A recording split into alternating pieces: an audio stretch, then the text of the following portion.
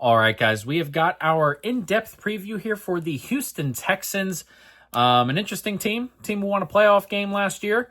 There's a ton of good on this team, and there's a decent amount of bad on this team. So we have got a lot to talk about, and hopefully we do a pretty good job.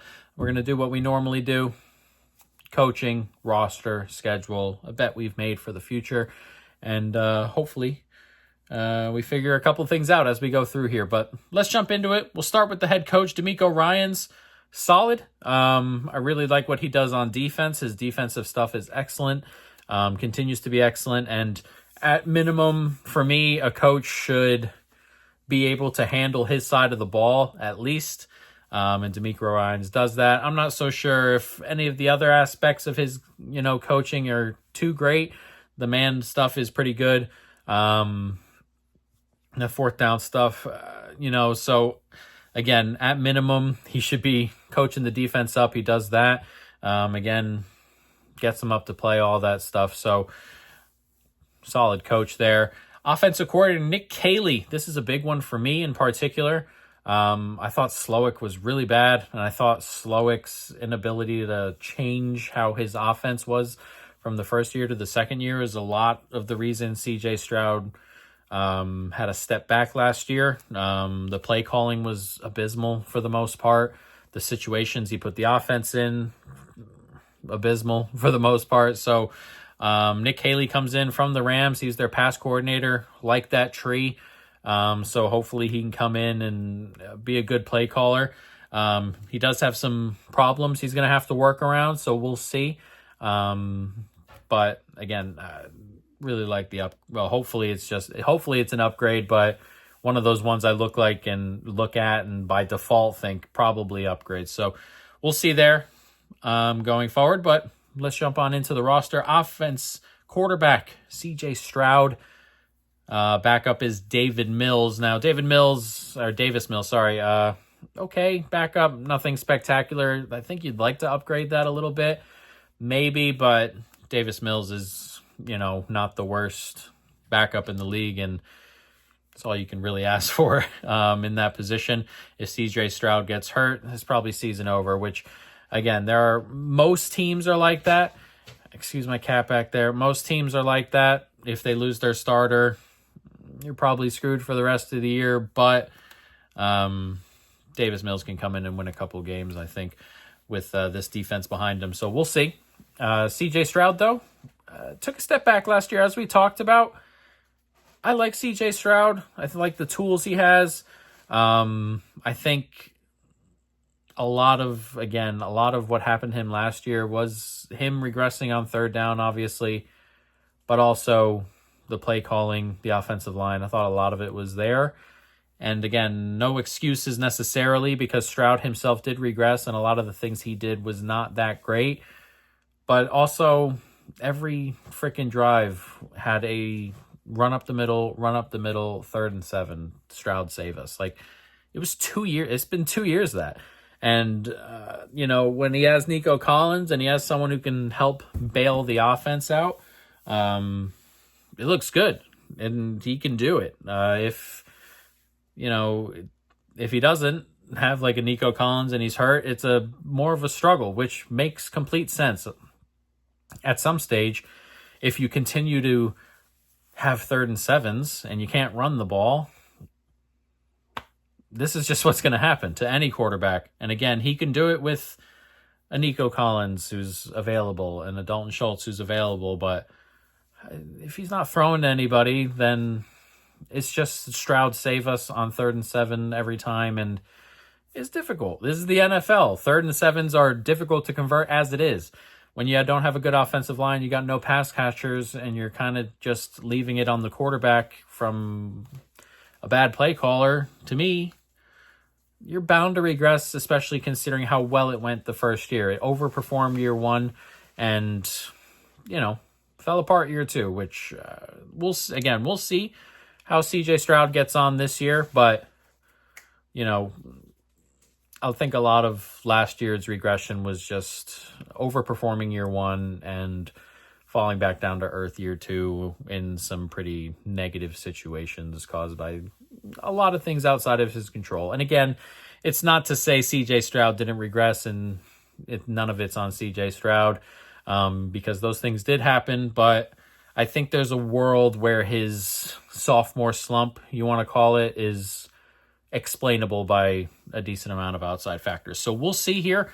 I still think he's a borderline top 10 quarterback, and until it really falls off, or if it continues to fall off, then we'll drop him down. But for now, not quite.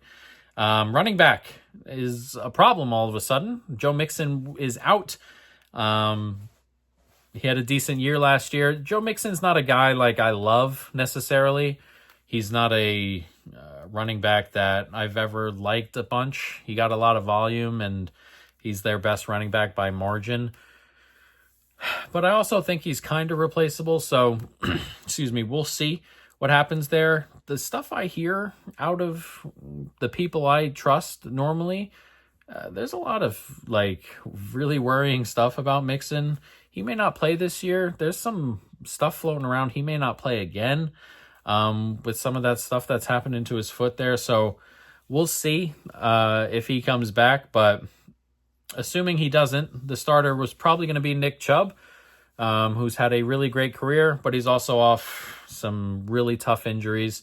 So we'll see if he can get back to it. If Nick Chubb just gets back to who he was 2 years ago, then home run then. If he's half of that, then he's serviceable probably. So we'll see there. They have Dameon Pierce, who was pretty good for a year there, fallen off quite a bit, but can take snaps at running back. Woody Marks, Ogunbowale. I think the committee here can do enough. The biggest worry will be the offensive line, which we'll talk about in a bit. But in terms of running back talent, I think a committee room here is good enough to, be competitive. So we'll see there. Wide receiver, a room I liked a hell of a lot better at the beginning of the summer. No John Mechie here anymore. Tank Dell is obviously going to miss quite a bit of time. He's coming off his ACL thing, and that'll be an end-of-year thing. But he's talented, and we'll see. Christian Kirk is here now, who's solid enough, but nothing spectacular. Jaden Higgins is a rookie. Jalen Noel, rookie. They like Higgins. Hutchinson's here. Justin Watson's here. It's okay in terms of all of that. Nico Collins is the one. You can talk about Nico. He is a top 5 guy right now. Genuinely really, really great. Again, he missed some time last year. But this is an elite wide receiver, and will be able to carry any room he's in. And I can't with the cat. Sorry, guys. He's an idiot.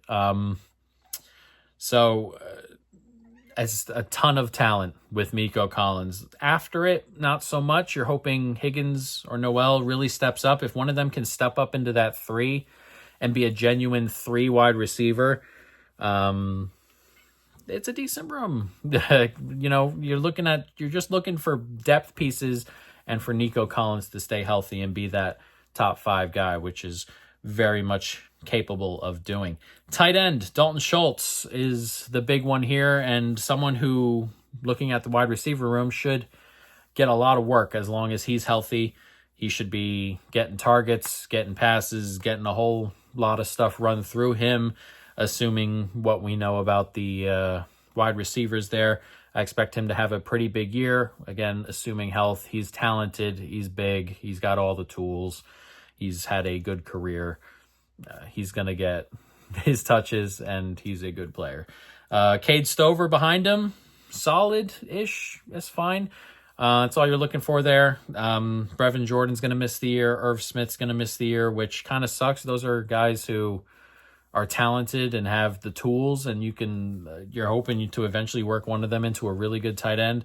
So to have that year kind of pushed away, and it kind of sucks. But again, they'll be fine with Cade Stover as the 2, and Dalton Schultz, as long as he's healthy, as the 1. So it's solid there.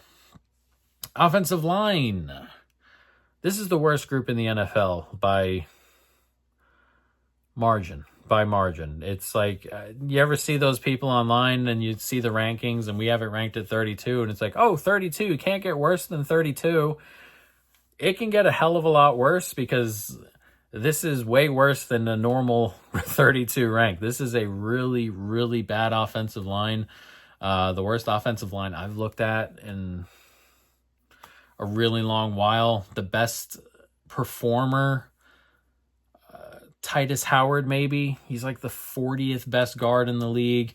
Jarrett Patterson's like the 20th best center. Like, those are the two highlights of the offensive line, which is crazy. Lincoln Tomlinson, okay, maybe. Cam Robinson is, nothing spectacular. Scruggs is okay-ish, maybe. Right tackle was either Blake Fisher, who's a bit hurt right now and was horrible last year, or Ursary, who's the second-round tackle they drafted. That may be the highlight here. He may come in and just hit the ground running, and all of a sudden you have a competent piece on this offensive line.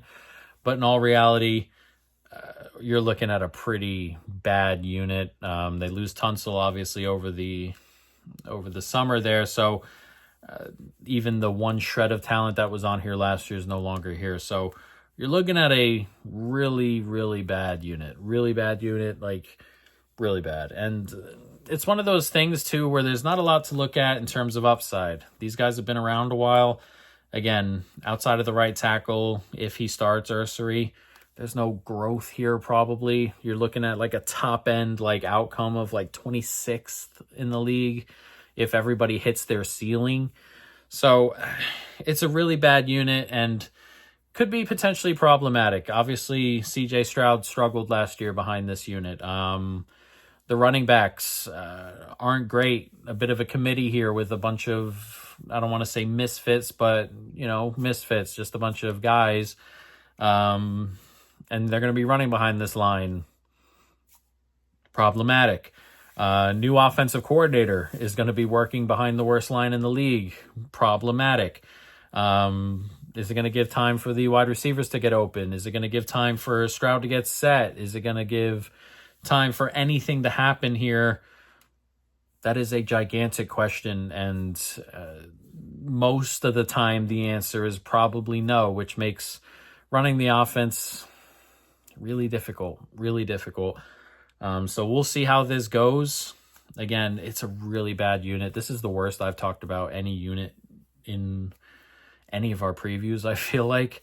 I feel like this is the worst unit in football, genuinely, and it's going to be a problem, and we'll see how that kind of goes going forward. Defensive line. I have a lot of nice things to say about this group and a group or two behind it.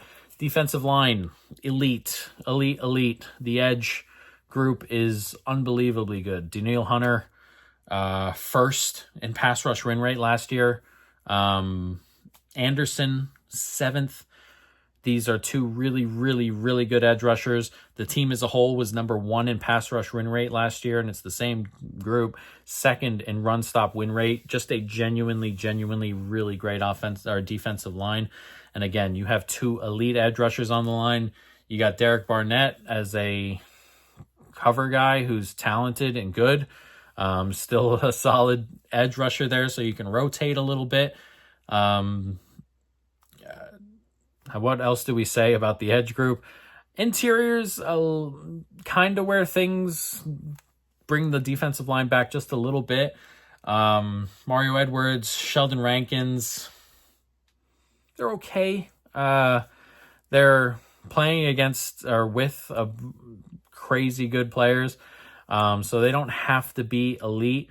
And if they were elite, this would be the craziest defensive line in ever. But if they're not particularly great individually, but they're both big guys, they're both vets, they're both good enough stopping the run that everything else kind of just falls into place and there's no real fall off. There are some defensive lines that have okay edge, like Jags. We've talked about their defensive line where the interior is really horrible. and they can't stop the run, and things fall apart. Cowboys, if Micah Parsons' trade didn't happen, it was Mike on the edge, and you can get bodies, Dante Fowler on the edge, and the interior was just getting gashed in the run game.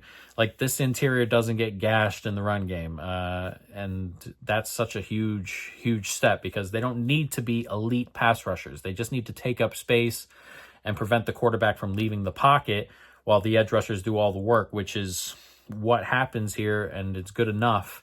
So again, not great on the interior, but solid, useful, and does not necessarily diminish what the edge rushers can do here. Linebacker, okay. It's an okay unit. Al-Shaair is solid. He's a top 30 guy. Again, nothing special, nothing horrible. Toe. Love that name's okay. Nothing spectacular. Again, it's kind of the theme of the room, speed. Harris was okay 2 years ago. Last year, he played like 100 snaps, and that was it. But he was really bad in those snaps, so you're hoping that was more just a blip before he missed time. And, he comes back and gets back to being solid. Then you have two solid linebackers in there, hopefully. But for the moment, it's a decent run-stop group, again, which we need. Speaking of the interior here, coverage can use some work. We'll see, but again, with this defensive line, not as noticeable because they get to the quarterback so quick and so often that you just need to be able to stop the run here down the spine, which is such a gigantic advantage if you think about it. Secondary, genuinely elite group. Just like the defensive line, there is tons and tons and tons of really good talent here. Safety room, Jimmy Ward is a borderline top 10 guy, elite.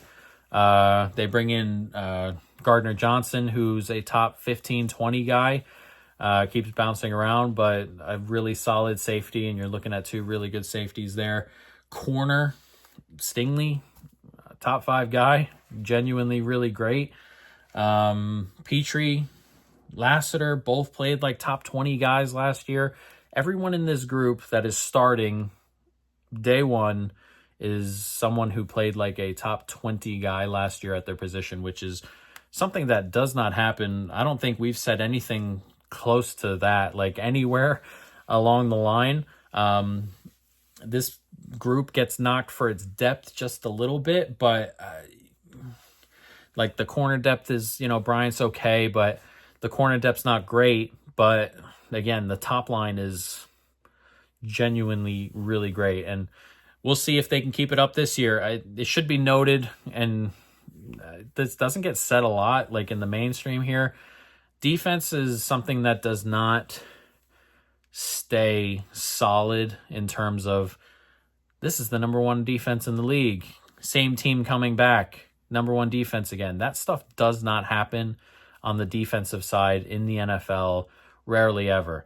So you should caveat this by saying, hopefully, they continue to be, a top 3 defense going into the next year. And I think they will be. They certainly have the personnel to it. But it's just a ton of talent. So, again, interesting roster. The defense is elite. There's elite talent all over the defense. Offense has players. Stroud, Nico, Nico's genuinely a top 5 guy. Schultz is good. Stroud, I think, can take another step forward here and get back to who he was and after his first year. And there are some bad, obviously. The offensive line, the running back room's not great.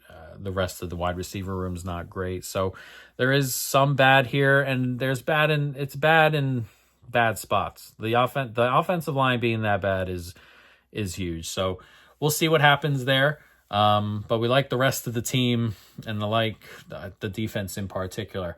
As for the schedule, interesting one. There aren't too many spots here where you're necessarily a giant dog, except I guess at Baltimore, which will be very tough, obviously. At Kansas City will be tough. there aren't any spots really where you're huge faves either. Like you get Tennessee, Jacksonville at home, and Vegas at home, Indianapolis at home. Like those are your easiest quote unquote games. So this schedule has a lot of in the middle. Every single game for the most part is losable or winnable, which makes it a really interesting schedule. You start off at the Rams, Tampa Bay at home, and then a couple of division games at Jacksonville and Tennessee at home. That Rams one is interesting because I think it's tough to match up with the Rams with this team. They have a good defensive line. They're well coached. The offense can beat anybody with scheme, but also the Rams don't play any preseason and tend to come out of the gate slow, and they use the first 2 or 3 weeks of the season as preseason, so they may just not be up to it and just free-flowing immediately going into it. Tampa Bay is a tough one, and again, you get your 2 division ones, Jacksonville away, Tennessee at home, and then at Baltimore, really difficult. That's one of those ones that it's just tough. Like, the Houston Texans are, I think, they're underneath that top 3 in the AFC, so I don't know if they go to Baltimore and necessarily compete, but it's a tough one. Then you go to your bye, then at Seattle, San Francisco at home, Denver at home. 2 of those are at home, but that is a really tough stretch. Jacksonville at home, Tennessee away, another Jacksonville, Tennessee back-to-back, split this time, and then home to Buffalo is tough. And then at Indianapolis, at Kansas City, another tough stretch there. 3 away games in 4, and the home game being Buffalo is tough.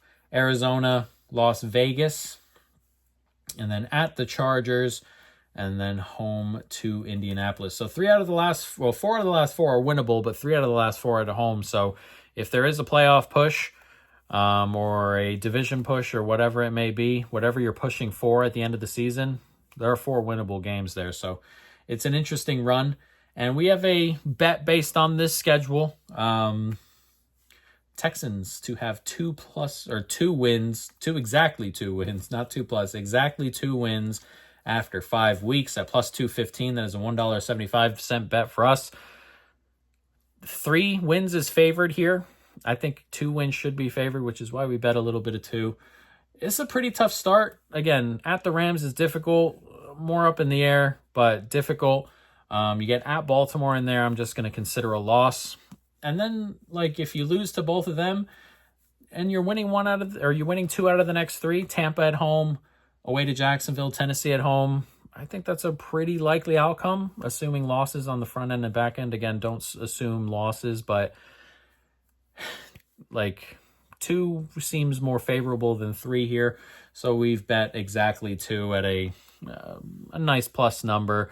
And we're looking at, the offensive line starting slow. Maybe you're getting a new, coordinator in there.